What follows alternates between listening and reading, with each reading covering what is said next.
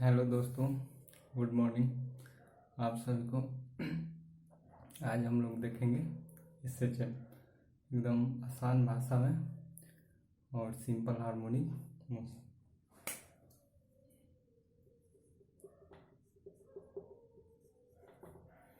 इससे यानी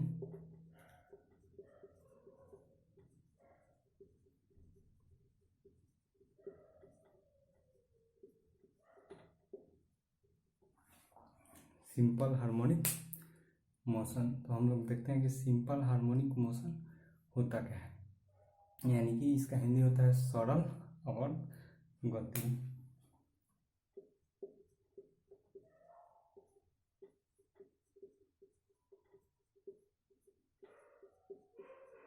सरल आवर्त गति। तो सबसे पहले हम लोग देखते हैं कि सरल आवर्त गति क्या होता है। तो आवर्त गति का मतलब होता है किसी निश्चित बिंदु के, यानी किसी निश्चित बिंदु के कोई वस्तु आगे पीछे या ऊपर नीचे कर रही है। जैसे कि आगे पीछे यानी दोलन, जैसे सिंपल समझिए। यहाँ से क्या होता है सस्पेंशन पॉइंट या निलंबन बिंदु, यहाँ से वस्तु आगे फिर इधर और फिर यहाँ और फिर इधर, यानी कि आगे पीछे यहाँ से करे। तो इसी गति को हम लोग कहते हैं आवर्त गति, यानी पीरियोडिक मोशन। या ऊपर नीचे किसी फिक्स बिंदु से ऊपर नीचे करे, उसे ही हम लोग आवर्त गति कहते हैं। तो सबसे पहले हम लोग इसमें देखते हैं दोलन।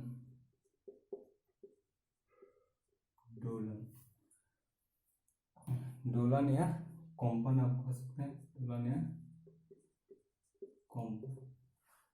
तो सबसे पहले हम लोग देखते हैं कि इसमें जो होता है एक वस्तु होता है, इसके बीच के पॉइंट को हम लोग कहते हैं निलंबन बिंदु।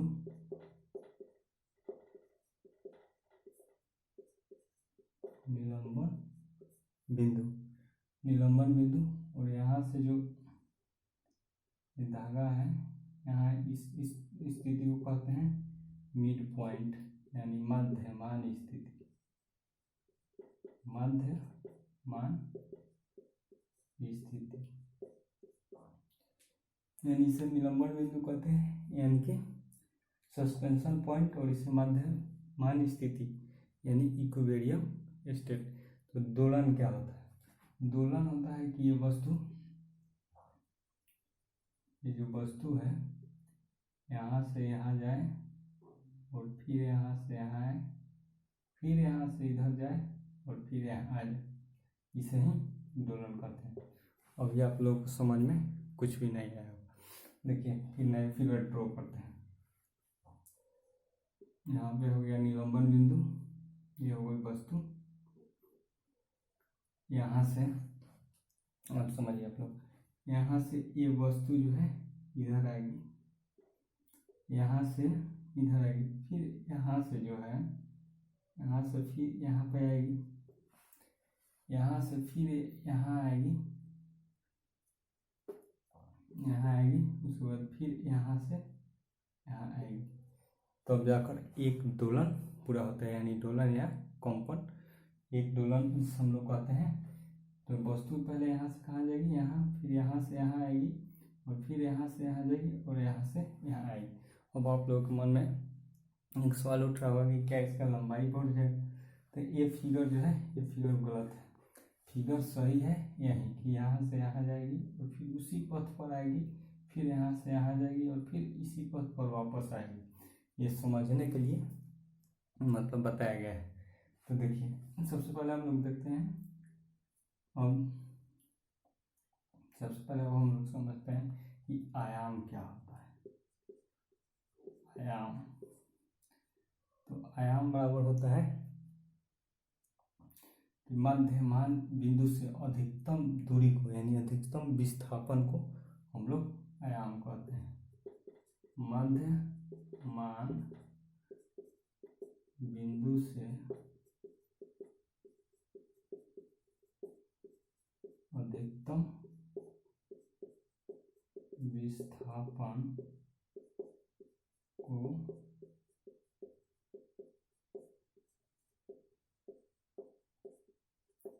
देखिए मध्यमान बिंदु से अधिकतम विस्थापन को आयाम कहते हैं। यानी कि वस्तु जो है, ये वस्तु यहाँ से कितना अधिक दूरी तक जा सकती है उसे ही हम लोग मतलब अधिकतम विस्थापन कहते हैं, और इसी दूरी को हम लोग आयाम कहते हैं। इसे ए से सूचित किया जाता है। मान लीजिए यहाँ 1 हो गया, फिर यहाँ से यहाँ आएगी 2 हो गया, फिर यहाँ से यहाँ जाएगी 3 हो गया, और यहाँ से यहाँ आएगी तो 4 हो गया। तो अब आप लोग सोचिए कि हम कहते हैं कि एक दोलन, यानी कि एक दोलन में कितना होता है? एक दोलन में होता है आपका 4 गुने आयाम। यहाँ से सबसे अधिक क्वेश्चन पूछता है, मतलब कि क्वेश्चन पूछने का एवरेज हो जाता है। एक डोलन में कितने आयाम होते हैं? तो 4 आयाम। देखिए सीरियसली, क्योंकि वस्तु यहाँ से यहाँ जाएगी, फिर यहाँ से यहाँ आएगी, और फिर यहाँ से यहाँ, और फिर यहाँ से यहाँ, तो एक डोलन में क्या हो गया? 4 आयाम। अब यहाँ से बेसिकली आपसे क्वेश्चन पूछेगा आपसे, यदि एक डोलन मतलब कि 10 डोलन में कितने आयाम होंगे? जैसे 10 डोलन में, डोलन या कंपन, 10 डोलन या कंपन में कितने आयाम होंगे? तो आप तो जानते हैं सीधा कि क्या होता है, एक डोलन बराबर एक डोलन बराबर 4 गुने आयाम। तो आयाम कितना है? 4 गुने आयाम। तो 10 डोलन में कितना होगा? तो एक डोलन में इतना, तो 10 डोलन में तो 4 गुने 10 यानी 40 ए। आयाम को ए से सूचित करते हैं। लेकिन हम तो क्वेश्चन ऐसे पूछ नहीं रहे, क्योंकि तो सीधा हो गया, और आप जान ही रहे हैं कि कंपटीशन कितना बढ़ गया है, क्वेश्चन का लेवल थोड़ा सा बढ़ता है, इसलिए इसमें आपको ट्विस्ट करने के लिए थोड़ा सा आपसे घुमा कर और ये कह देगा कि क्वेश्चन एक डोलन का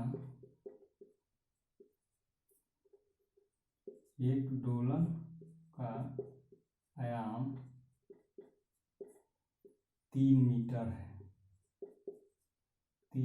है, तो 5 या 10 ले लीजिए, 10। तो 10 डोलन में कितनी दूरी होगी?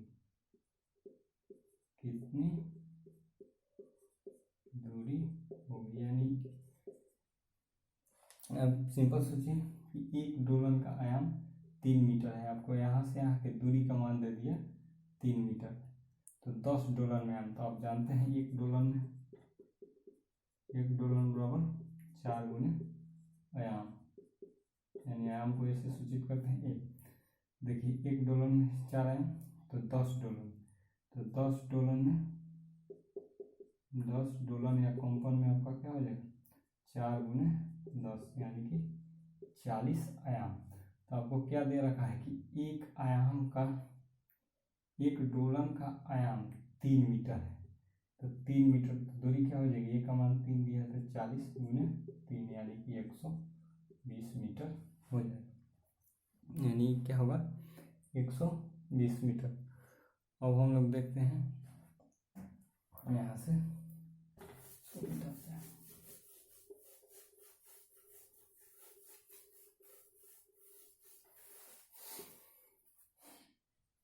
अब हम लोग देखते हैं कि ये इसमें जो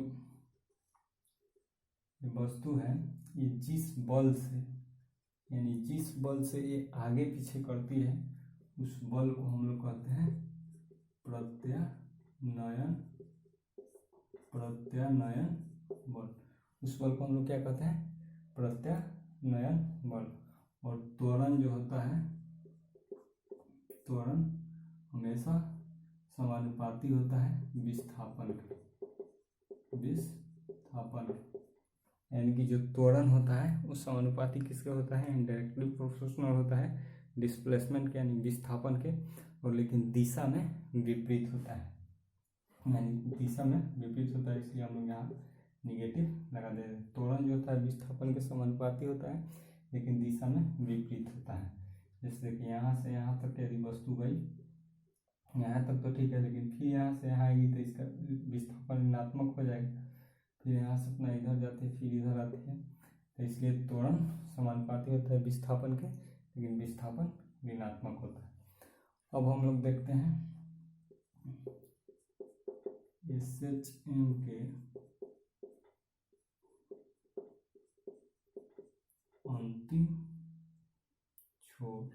अंतिम छोर या बिंदु लिख सकते हैं।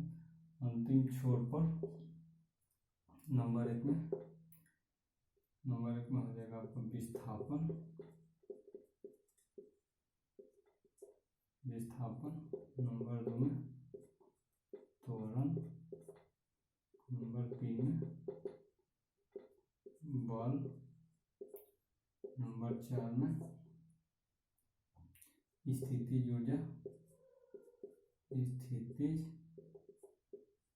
ऊर्जा, नंबर 5 में आपका वेग, नंबर 6 में गतिज ऊर्जा। और देखिए अब आपसे क्वेश्चन पूछेगा कि सरल आवर्त गति में, यानी किसी जो पेंडुलम है, पेंडुलम की मध्यमान स्थिति, यानी कि जो पेंडुलम यहाँ पर हो, जब यहाँ पर यानी अधिकतम विस्थापन यहाँ होता है, जैसे मतलब SHM के अंतिम छोर पर हो वस्तु, तो क्या होगा, तो विस्थापन यहाँ अधिकतम होगा। यहाँ से यहाँ अधिकतम, यानी एक बार वस्तु को जितना बल से हम लगा दिए कितना दूरी तक जाएगी, वहीं यहाँ अधिकतम विस्थापन हो गया। यदि इससे और दूर जाती तो और विस्थापन अधिक होता, तो विस्थापन क्या होगा, अधिकतम विस्थापन अधिकतम हो गया।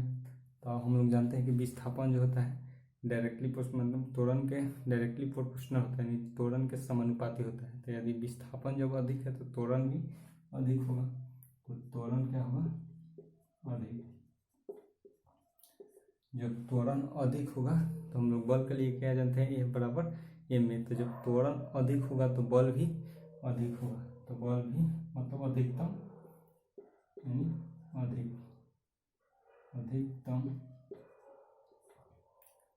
अधिकतम लिखिए इसको भी, अधिकतम। और स्थितिज ऊर्जा आप जानते हैं कि ऊंचाई के साथ ही स्थितिज ऊर्जा बढ़ती है, यानी कि W बराबर mgh होता है। तो ऊंचाई के साथ स्थितिज ऊर्जा बढ़ती है, तो यहाँ पर अधिकतम ऊंचाई होगा, इसलिए स्थितिज ऊर्जा भी क्या होगा, अधिकतम। और देखिए वेग, तो वेग यहाँ पे क्या हो जाएगा आपका,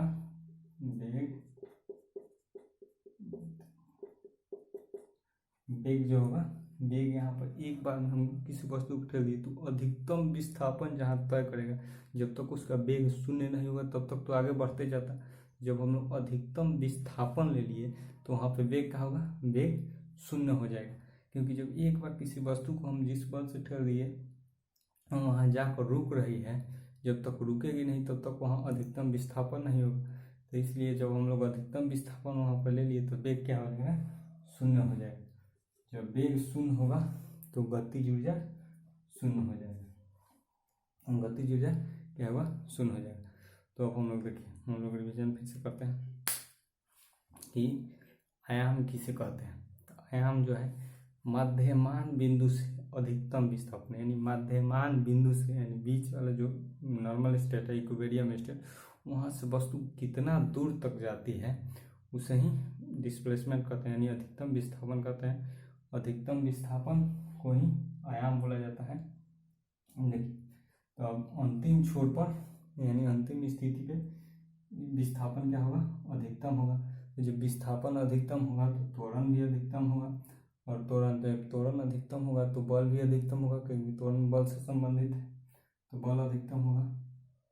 उसके बाद स्थितिज ऊर्जा यानी पोटेंशियल एनर्जी जो है ऊंचाई के साथ बढ़ता है, तो वहाँ पे अधिकतम हम लोग बढ़ा है तो अधिकतम ऊंचाई होगा, तो इसलिए वहाँ पे स्थितिज ऊर्जा अधिकतम होगा। वेग जब अधिकतम विस्थापन तय कर जाएगा तो वेग शून्य होगा। नहीं तो वेग यदि आप ही सोचिए सिंपल कि यदि वहाँ वेग रहता तो अभी और आगे वस्तु जाती, इसलिए अधिकतम वहाँ विस्थापन हो गया तो वेग क्या हो जाएगा, शून्य हो जाएगा। तो जब वेग शून्य होगा तो गतिज ऊर्जा शून्य हो जाएगी। अब हम लोग देखते हैं इसके आगे।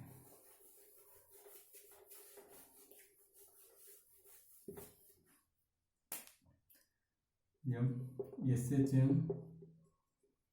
में वस्तु मध्यमान स्थिति में हो, मध्यमान स्थिति में हो, यानी कि सिंपल देखिए, यदि वस्तु यहाँ पर, यहाँ नहीं बल्कि वस्तु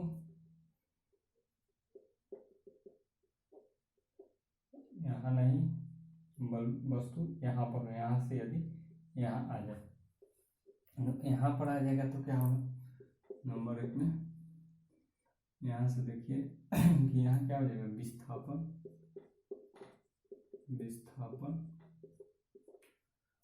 विस्थापन के बाद हम लोग देख लेते हैं त्वरण के बाद बल के बाद स्थितिज ऊर्जा के बाद हम लोग देख लेते हैं वेग के बाद देख लेते हैं गतिज ऊर्जा। देखिए जब वस्तु यहाँ पे आएगी तो यहाँ पे जब वस्तु अपने जहाँ से गई थी फिर वहीं आ जाएगी तो विस्थापन क्या होगा, 0। जब विस्थापन 0 होगा तो त्वरण के समानुपाती होता है। जब विस्थापन 0 तो त्वरण भी क्या हो जाएगा, 0। जब त्वरण 0 हो गया तो बल किससे संबंधित है, त्वरण से, तो A बराबर M, यानी कि जब त्वरण 0 हो गया तो बल भी क्या होगा, 0, बल भी शून्य होगा। स्थितिज ऊर्जा, तो स्थितिज ऊर्जा यहाँ पे क्या होगा कि ये जो वस्तु होती है वहाँ एकदम न्यूनतम ऊंचाई पर होती है, एकदम न्यूनतम ऊंचाई पर, सबसे कम ऊंचाई पर यही होती है मध्यमान स्थिति में। यदि इससे थोड़ा भी इधर जाए तो ऊंचाई बढ़ेगा, थोड़ा भी इधर जाए तो ऊंचाई बढ़ेगा। यहाँ से एकदम न्यूनतम ऊंचाई होता है यानी पृथ्वी से, तो इसलिए यहाँ पे क्या होगा, स्थितिज ऊर्जा न्यूनतम होगा, न्यूनतम। और वेग जो है वेग अधिकतम होगा, क्योंकि जब वस्तु वहाँ से आएगी तो वहाँ से नीचे तक आएगी तो यहाँ पर तो उसका त्वरण यहाँ से बढ़ता आएगा, यहाँ से मान लीजिए आते आते यहाँ तो त्वरण शून्य हो जाएगा, तो त्वरण शून्य होगा तो वस्तु का वेग यहाँ से अधिकतम होगा, अधिकतम। और गतिज ऊर्जा क्या होगा, तो वेग जो है, गतिज ऊर्जा डिपेंड करती है वेग पर, यानी kinetic energy depends on velocity, यानी वेग पर डिपेंड करता है, इसलिए यहाँ क्या होगा, गतिज ऊर्जा अधिकतम है, अधिकतम। तो यहीं आपसे इसमें मतलब पूछ सकता है क्वेश्चन घुमाकर, वहाँ से यहाँ मतलब कि अंतिम स्थिति पर हो तो गतिज ऊर्जा क्या होगा, तो स्थितिज ऊर्जा क्या होगा, या वेग क्या होगा, तो विस्थापन क्या होगा। तो सबसे पहले हम लोग एक बार रिवीजन करते हैं।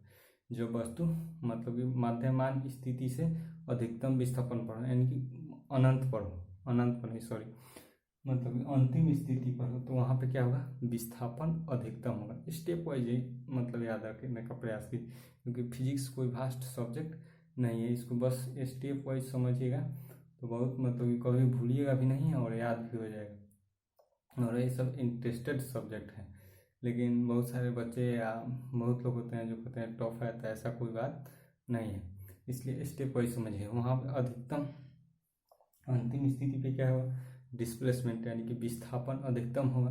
विस्थापन समानुपात त्वरण के समानुपाती था, डायरेक्टली प्रोपोर्शनल, तो त्वरण भी अधिकतम होगा। और फिर हम लोग सोचेंगे बल, तो बल किससे डिपेंड करता है, त्वरण से। तो जब त्वरण अधिक है तो बल भी अधिक होगा, बल अधिक होगा। अब देखते हैं स्थितिज ऊर्जा, तो अब सोचेंगे स्थितिज ऊर्जा किस चीज़ पे डिपेंड करता है, तो स्थितिज ऊर्जा ऊंचाई के साथ डिपेंड करता है। तो यदि ऊंचाई सबसे वहीं पे अधिकतम होगा, इसलिए स्थितिज ऊर्जा फिर क्या होगा, अधिकतम। लेकिन वहाँ वेग क्या होगा, वेग शून्य होगा। अंतिम स्थिति में वेग शून्य होगा, तो वेग शून्य होगा तो गतिज ऊर्जा डिपेंड करता है वेग पर, तो वहाँ भी गतिज ऊर्जा क्या हो जाएगा, शून्य हो जाएगा। तो यहाँ से 6 टॉपिक आराम से याद हो गया। अब हम लोग देखते हैं कि इक्विलिब्रियम स्टेट यानी माध्यमान स्थिति, आप इसे मिड पॉइंट भी कह सकते हैं, यानी माध्यमान स्थिति बीच में रहे तो क्या होगा। आप सिंपल जानते हैं कि कोई भी वस्तु जहाँ से गई फिर वहीं आ जाए तो विस्थापन 0 होता है। तो यदि विस्थापन जब वहाँ से यहाँ आ जाएगी तो विस्थापन क्या होगा, शून्य होगा। तो फिर देखेंगे कि जब विस्थापन शून्य, विस्थापन किससे रिलेटेड है, त्वरण से, त्वरण के समानुपाती होता है।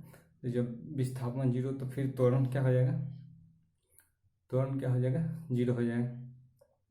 जब त्वरण 0 हो गया तो हम लोग सोचेंगे कि त्वरण किससे रिलेटेड है, तो बल से, मतलब बल। तो जब त्वरण 0 हो गया तो बल भी क्या हो जाएगा, 0। अब देखते हैं हम लोग स्थितिज ऊर्जा। तो स्थितिज ऊर्जा के लिए सबसे न्यूनतम ऊंचाई यहीं पर होता है, यानी कि इक्विलिब्रियम स्टेट यानी माध्यमान स्थिति पर सबसे न्यूनतम ऊंचाई, इसके सबसे कम ऊंचाई है तो सबसे कम स्थितिज ऊर्जा होगा, यहाँ सबसे कम स्थितिज ऊर्जा होगा।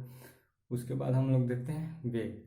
तो वेग यहाँ पे क्या होता है, अधिकतम होता है, क्योंकि यहाँ आते आते त्वरण शून्य हो जाता है। तो जब त्वरण शून्य हो गया, किसी वस्तु को हम एकाएक बढ़ा रहे हैं, जहाँ से त्वरण शून्य हो गया तो वहाँ से उसी का ना वेग बढ़ जाएगा।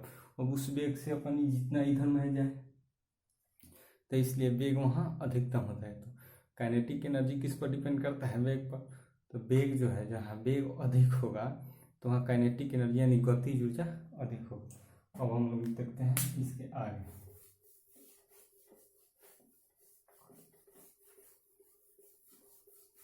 हम लोग दो चीज समझेंगे। नंबर 1,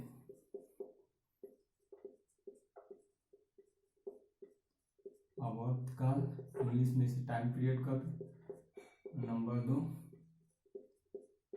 आवृत्ति। नंबर 2 है आवृत्ति। तो सबसे पहले हम लोग देखते हैं कि आवर्तकाल, आवर्तकाल किसे कहते हैं।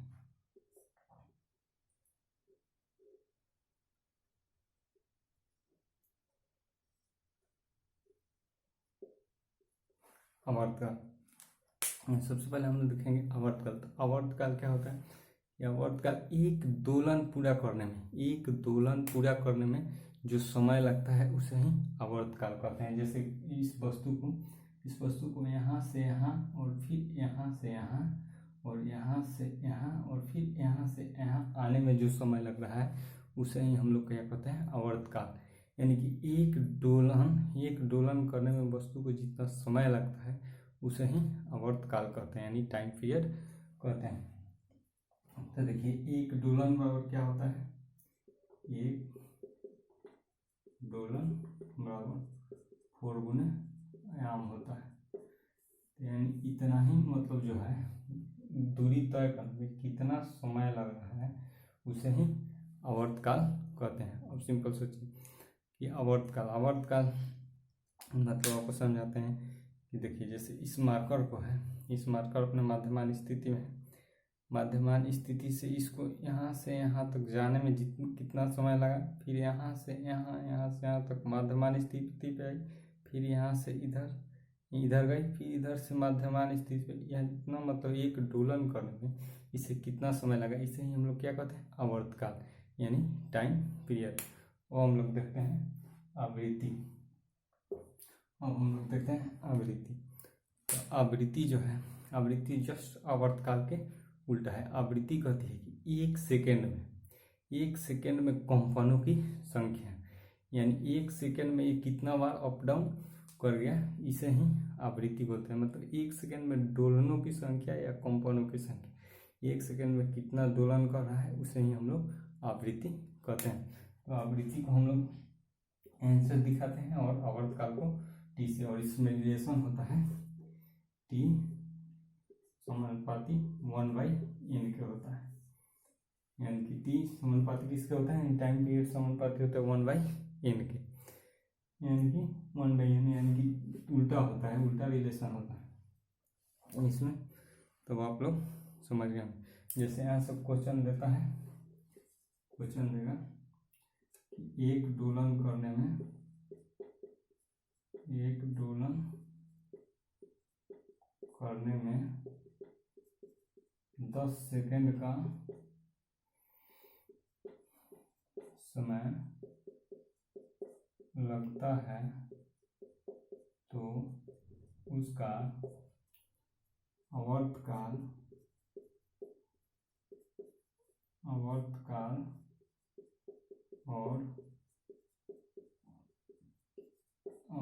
और आवृत्ति बताएं।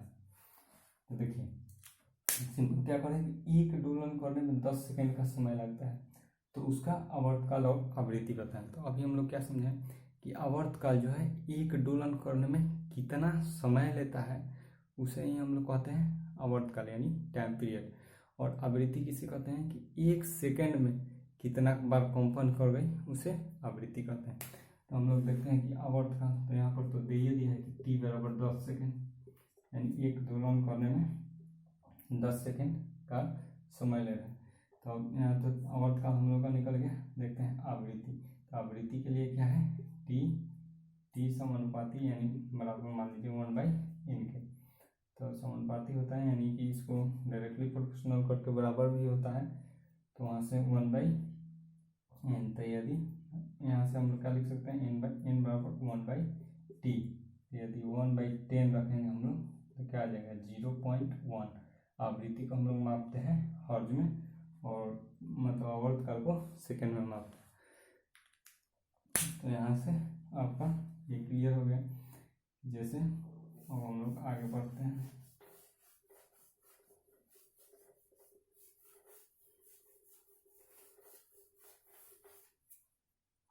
अब हम लोग देखते हैं टी का एक और फॉर्मूला होता है यानी आवर्तकाल बराबर होता है 2π√L/g। यानी कि हम लोग इस पर समझेंगे कि आवर्तकाल जो है आवर्तकाल कब बढ़ता है कब घटता है। गर्मी के दिनों में मतलब जो है पेंडुलम या घड़ी की सुई कैसे सुस्त हो जाती है घड़ी या कहाँ फास्ट हो जाती है या झूले की गति को हम लोग देखते हैं। तो आगे हम लोग देखते हैं कि टी यानी आवर्तकाल किस पे डिपेंड करता है। तो 2 पे तो डिपेंड करेगा नहीं और पाई पे डिपेंड करेगा क्योंकि ये बदलने वाला है।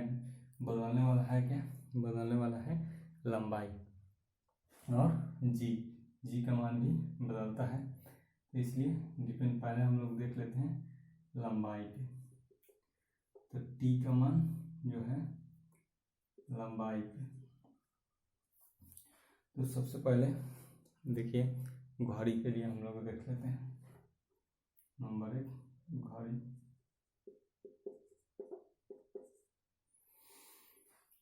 गर्मी के दिनों में जो है गर्मी के दिनों में किसी भी वस्तु का जो है लोहा भी हो उसका भी लंबाई बढ़ने लगता है।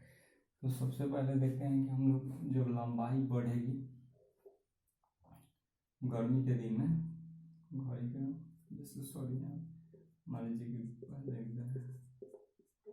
गर्मी के दिन में यदि घड़ी से ले लीजिए तो लंबाई यदि बढ़ता है तो लंबाई बढ़ेगा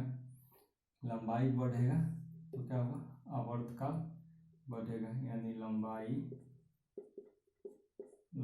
बढ़ेगा तो आवर्तकाल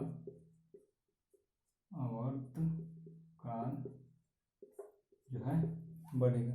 जब आवर्तकाल होता है क्या आवर्तकाल टाइम होता है यानी समय तो समय भी बढ़ेगा। तो जब समय बढ़ेगा यानी समय अधिक लगेगा तो घड़ी क्या हो जाएगी सुस्त हो जाएगी यानी सुस्त। तो जो है गर्मी के दिनों में घड़ी क्या हो जाती है सुस्त हो जाती है। तो आप लोग डायरेक्ट आंसर इसका देने के फिर में मत रहिएगा कि गर्मी के दिन में सुस्त हो जाता है क्योंकि इसी कारण हम लोग मतलब जल्दी के कारण गड़बड़ हो जाते हैं और गलत आंसर देकर चले जाते हैं। सबसे पहले आप सोचिएगा कि लंबाई जो है गर्मी के दिन में लंबाई बढ़ेगी। जब लंबाई बढ़ेगी तो आवर्तकाल भी बढ़ेगा। तो आवर्तकाल यानी मतलब क्या समय बढ़ेगा। जब समय बढ़ेगा तो घड़ी सुस्त हो जाएगी। अब हम लोग देखते हैं ठंडी के दिनों में। ठंडी के दिनों में क्या हो जाएगी लंबाई घटेगी। तो जब लंबाई घटेगी तो आवर्तकाल भी घटेगा। आवर्तकाल घटेगा।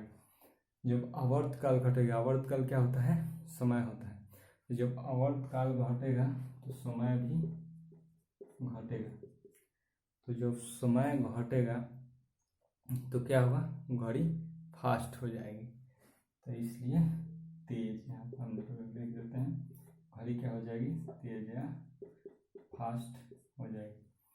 अब देखिए, अब आपसे क्वेश्चन यहाँ पे पूछता है कि जैसे किसी वस्तु के लंबाई को n गुना बढ़ाया जाता है तो उसके आवर्तकाल में क्या वृद्धि होगी।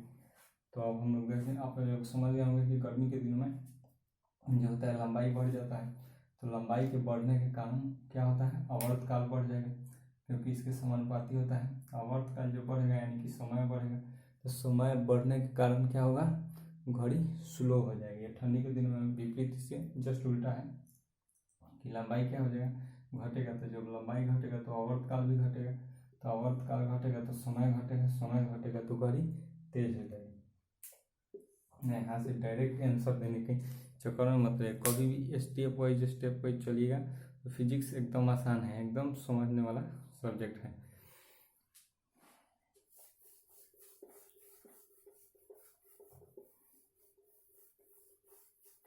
सिंपल हम लोग अब देखते हैं कि नंबर 1 में, यदि लंबाई को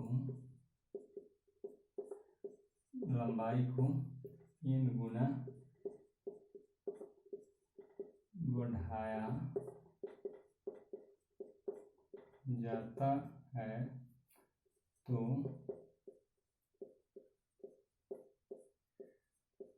आवर्तकाल √n गुना हो जाता है, √n गुना हो जाता है। देखिए आप लोग को अभी समझ में नहीं आएगा। जैसे देखिए आवर्तकाल n गुना हो जाएगा, क्या n गुना हो जाएगा, जब हम लोग √n गुना, जैसे कि n गुना लंबाई √n गुना आवर्तकाल हो जाएगा।